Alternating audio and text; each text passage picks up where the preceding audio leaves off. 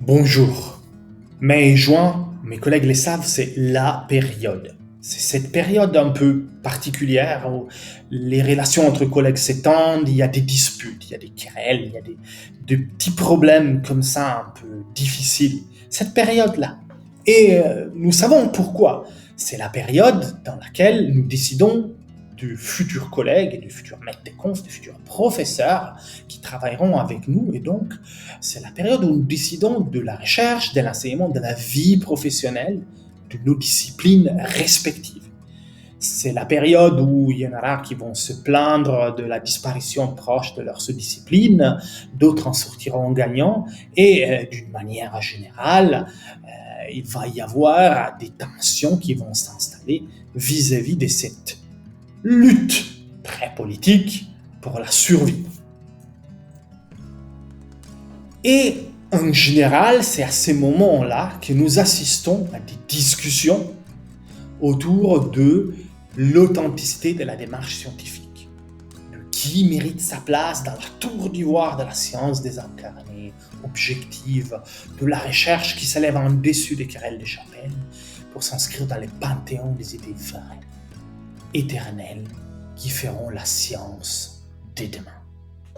La science, la vraie, elle s'occupe des faits sans se soucier des goûts, de points de vue politiques et partisans, et surtout sans se mêler des valeurs. C'est cette séparation entre faits et valeurs qui est souvent mise en avant, en suggérant bien sûr que c'est la démarche basée sur les faits et qui s'éloigne, s'y détache autant que possible des valeurs, qui est la bonne démarche scientifique.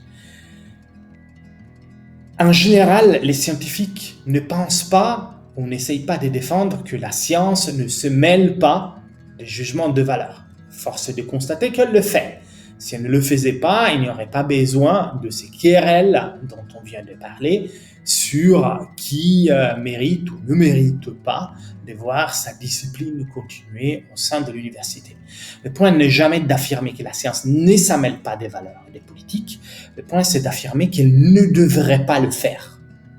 Et cette question est d'autant plus compliquée pour une discipline comme l'économie, qui a la double fonction de développer une sorte de démarche théorique, mais aussi de conseiller les politiciens vis-à-vis de ce qu'ils sont censés faire dans leur travail. Et au moment où l'économiste conseille, il est obligé de se mêler des questions politiques et donc de s'engager sur le plan des valeurs.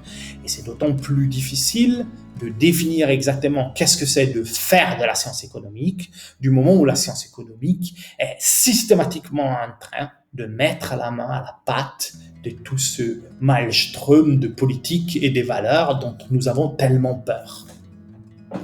C'est de ça que j'aimerais vous parler. J'aimerais vous parler de la science détachée des valeurs, et je vais vous donner directement mon avis. Je ne pense pas que la science doit être détachée des valeurs.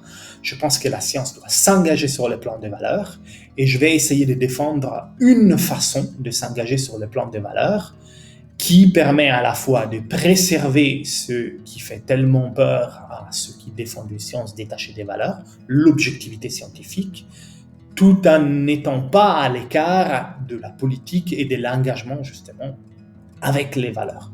Je n'invente rien, cette position je la dois à la philosophe que vous voyez à l'image, Ethel Dagos, qui a écrit un excellent livre qui s'appelle Science, Policy and the Value-Free Ideal, dans lequel elle défend justement cette position-là. Je vais donc essayer de préserver une idée de science qui est distincte de opinion, autrement on peut bien se demander à quoi bon sert les scientifiques, et je vais essayer de mettre un peu d'ordre dans cette histoire de faits, valeurs et engagement sur le plan des valeurs de la pratique scientifique. Je vais distinguer un rôle direct et un rôle indirect de l'action des valeurs sur la démarche scientifique. Je pars d'un rôle direct quand nos valeurs nous dictent ce qu'il faut ou ce qu'il ne faut pas faire. S'il faut dire oui plutôt que non à une certaine démarche ou à une certaine recherche.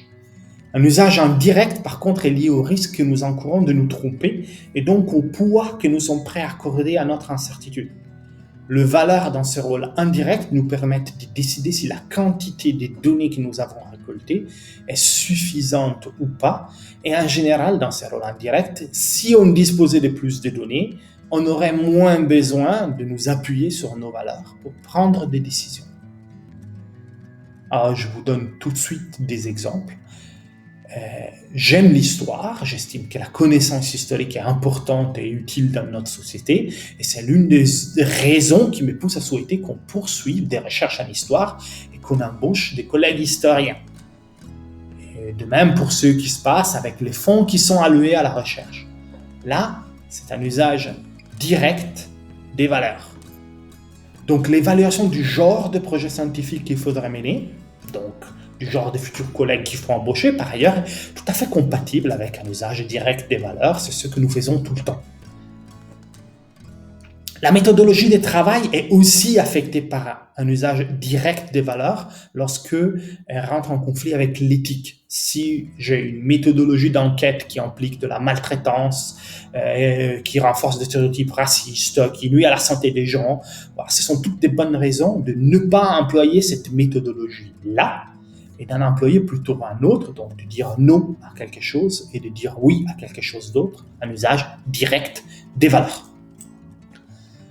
Bien sûr, le rôle direct des valeurs peut aussi être problématique. Il peut notamment amener à négliger des approches pertinentes, à poser des questions étroites, biaisées, mal conçues sur un sujet de recherche. Et c'est en général difficile de ne pas tomber dans des biais de ce genre à l'échelle individuelle.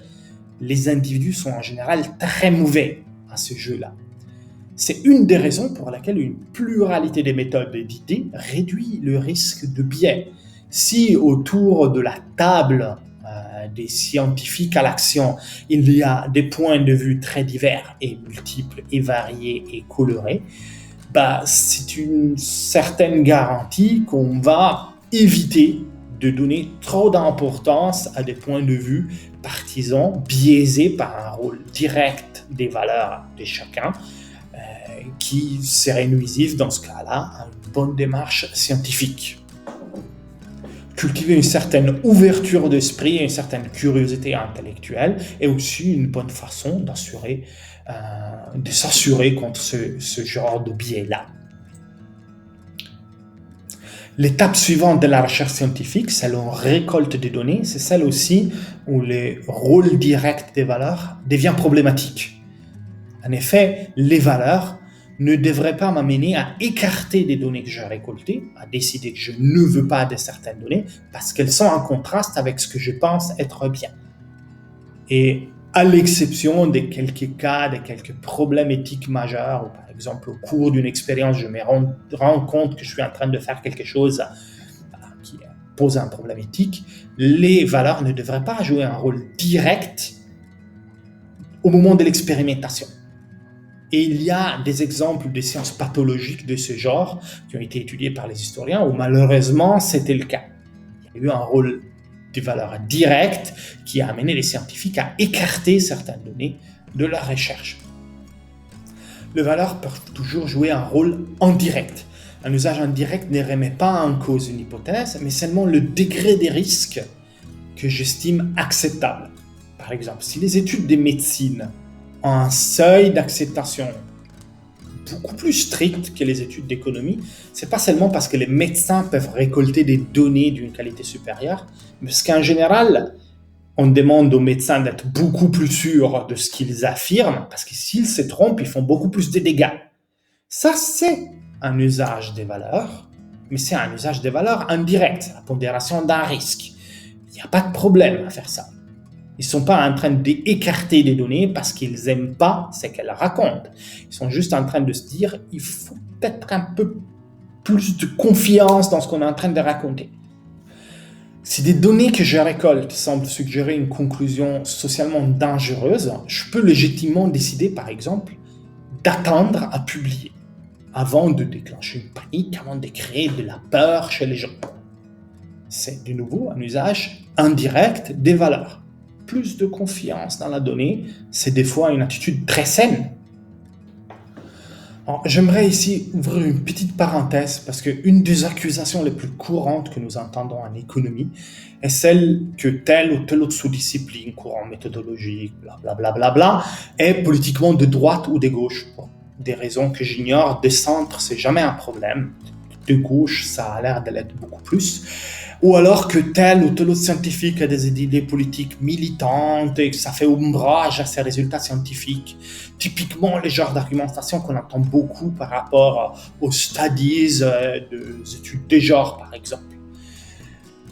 Et vous n'aurez pas manqué d'entendre des arguments à propos de l'activité politique et privée de quelques-uns de vos futurs collègues, parce que tel collègue s'exprime sur sa chaîne YouTube, son profil Twitter, son blog, et ça a l'air d'être politiquement très engagé, et donc évidemment, c'est pas compatible avec la démarche d'un vrai scientifique, et c'est souvent évoqué comme un argument de méfiance envers sa pratique et son professionnalisme. Alors certainement, de biais idéologiques peuvent influencer notre capacité à nous poser les bonnes questions, à reconnaître un problème, même inconsciemment. Et le prestige que nous accordons à la parole d'un scientifique qui a une position académique est souvent renforcé par cette position, même lorsqu'il s'exprime sur des sujets qui ne sont pas tout à fait ceux de son expertise et de son domaine. Donc oui, il y a un problème à ce niveau-là. Il me semble qu'il y a deux choses à retenir. La première, c'est qu'une science sans but des valeurs peut demeurer fiable et objective.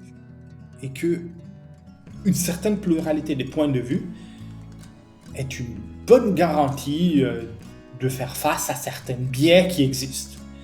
L'autre chose que j'aimerais mettre en avant, c'est qu'un débat modéré par un protocole de contrôle et de critique est probablement ce que l'on peut faire de mieux contre les problèmes personnalisme, des biais idéologiques, tout ça. Et c'est précisément le but du système de publication et des révisions par les pairs.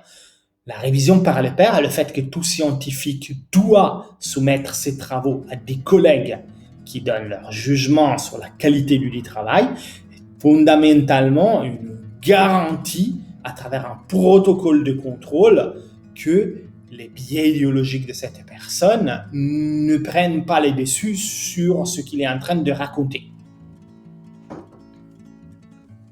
Seulement un usage direct des valeurs dans la validation d'une hypothèse, donc dans l'acceptation ou le rejet d'une donnée, le fait d'accepter ou écarter une information parce qu'elle s'accorde ou pas avec mes valeurs est problématique. La pondération du risque, par contre, est un usage des valeurs absolument compatible avec une démarche scientifique objective. Et il y a un test relativement simple qui est à disposition en cas de doute. Demandez-vous si des données plus abondantes étaient disponibles. Est-ce que ça diminuerait l'importance accordée à nos jugements de valeur? Si la réponse est oui, ça veut dire que vous êtes en train d'utiliser ces valeurs-là de façon indirecte, ce qui reste compatible avec une démarche scientifique objective. Voilà, ça n'était tout pour aujourd'hui. Merci beaucoup et on se revoit à la fin de l'été avec un nouvel épisode de la table des économistes.